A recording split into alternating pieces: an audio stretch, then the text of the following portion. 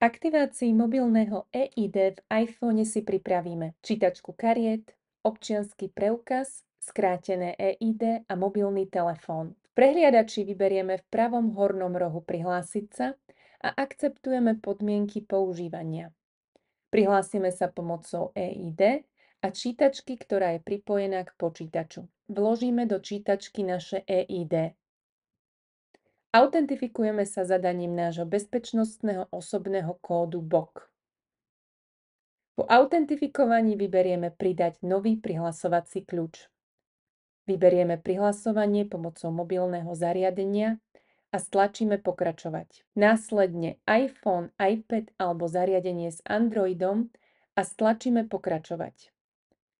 Na iPhone otvoríme aplikáciu Kamera a nasmerujeme fotoaparát na QR kód na obrazovke počítača. Potom, ako iPhone prečíta QR kód, stlačíme na obrazovke iPhoneu Pokračovať.